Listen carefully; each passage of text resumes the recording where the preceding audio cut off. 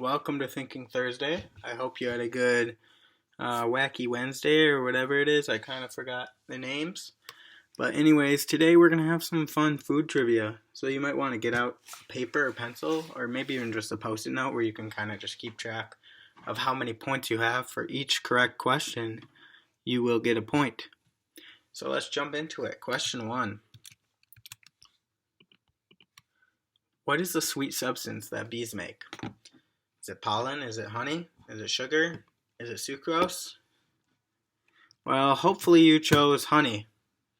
Going back to just pollen, it's important to know that bees help pollinate our plants, which is crucial in all the food that we have and in keeping plants alive. So it's crazy. Actually, 1 out of every 3 or 4 bites of food that you take is thanks to pollination from bees. And then going to honey, the actual answer, honeybees produce honey in a honeycomb where we get honey. And the honey is added to all sorts of recipes and foods, and it adds the sweet taste that people love. So let's go on to question 2. So what food is the base of guacamole? So our choices are spinach, avocado, watercress, or cabbage. So the answer to question 2 is avocado. So one fun fact about avocados is that they are actually a fruit, surprisingly. It seems like they'd be a vegetable because they're green, but in reality, they are a fruit. And I will kind of get into this later about this fruit versus vegetable thing in one of our later questions.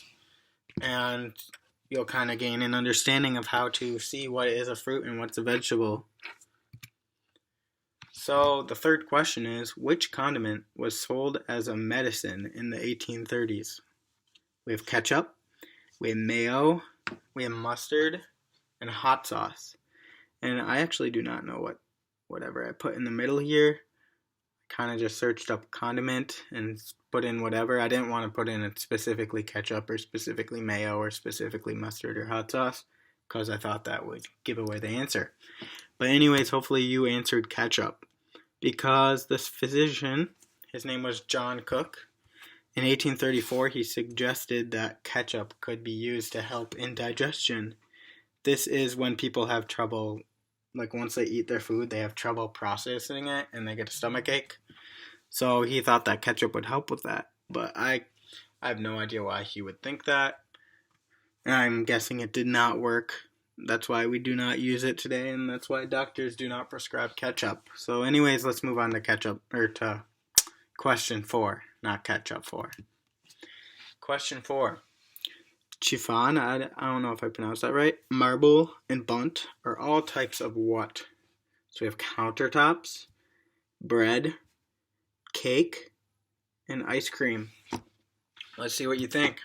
So the actual answer to question 4 is cake. That cake looks really good, but you might want to mark your calendars because the fun fact with cake is that November 26th is National Cake Day. So I think you should start celebrating that because it should be made a more important holiday than it actually is now. So let's move on to question 5. So this is what I was talking about earlier. What is a tomato?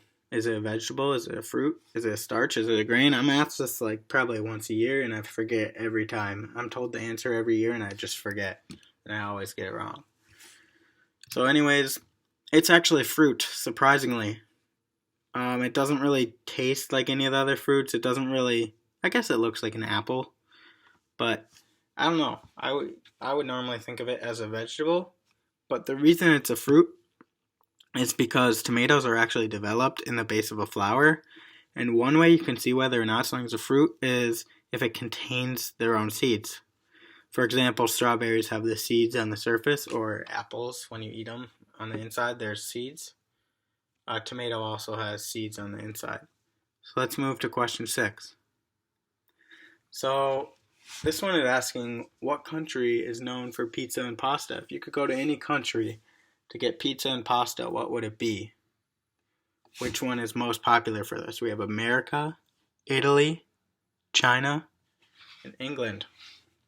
So hopefully you chose Italy. If you chose Italy, good job. If not, that's okay. So I'm not really sure how pizza became so popular there, but there's this story of early in the history of Italy, this one pizzeria made, or I don't know if it was called a pizzeria back then because pizza wasn't that big of a thing, but they made this pizza with the three colors of the Italian flag, and people loved it. And they saw that it actually tasted good, so it kind of spread throughout Italy and became their thing. And alongside that, there was also pasta. And I don't know very well how pasta developed, but just know that Italy's known for pizza and pasta. So let's move to question 7. So what falling fruit inspired Newton's laws of gravity? We have 4 choices, just like the other questions. There's orange, pear, banana, or an apple. What do you think? So it's actually apples. So there's this legend that Newton discovered gravity when he saw a falling apple while thinking about the forces of nature. Whatever really happened, Newton realized that some force must be acting on falling objects like apples, because otherwise they would not start moving from rest. So it doesn't make sense that apples would just fall without something pushing it down. And he hypothesized that maybe there's this thing called gravity that is just pushing everything down. And that's why, like, when we sit down, we don't, like, start floating all over. We're just stuck in place because there's this force that's pushing us down. And Newton discovered this, apparently, from seeing an apple fall from a tree. So that's pretty cool. So that's your little science lesson for today. Let's move on to question 8. So carrots are a good source of which vitamin? So this is a really hard question because the only difference between all of these 4 answers are A, B, C, or D. So hopefully, if you don't know at all, hopefully this random guess works. So let's see. Hopefully you got vitamin A. So they contain this thing called beta carotene, which is converted into vitamin A. You don't really need to know that. It's kind of cool that it contains something like carotene is also like the word has carrot in it. So I think that's really cool.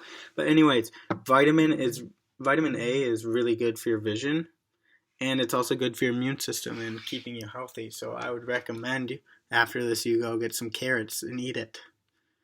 That can get you some vitamin A. So anyways, let's move on to question 9. So we're nearing the end. What country does sushi originate from?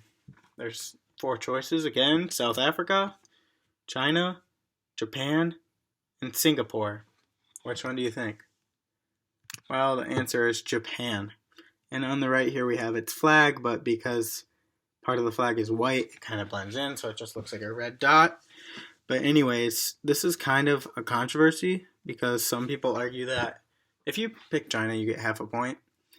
People argue that the idea came from China, but it actually happened in Japan. But anyways, the idea came from people wanted to eat meat that did not need to be refrigerated. And sushi was the answer to that. So if you got Japan, that's a point. If you got China, you get half a point just because the idea came from there. Last question, question 10. What is the most popular chocolate company?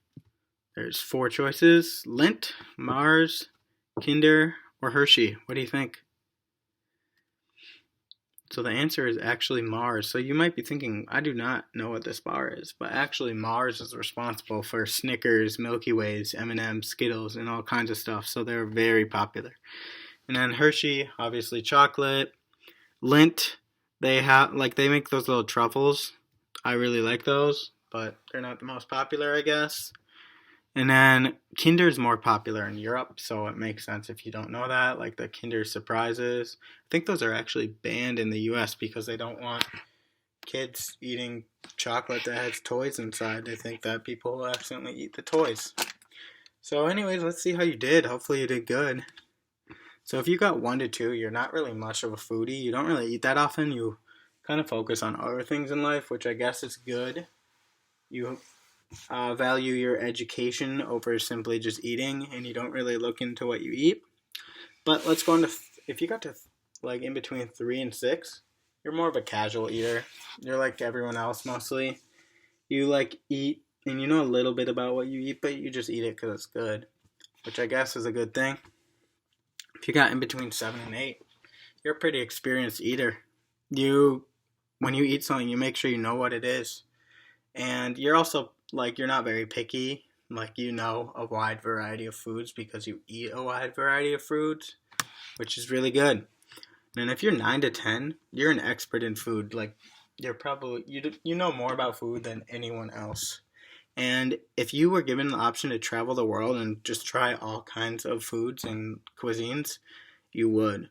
So, I mean, basically, if you got in any of these categories, which if you took the test or the quiz, you did, or the trivia, you basically are awesome. So, I hope you had a good Thinking Thursday. And, anyways, have a good Friday. I forgot what it's called. If it's like Fun Friday or something, I can't remember.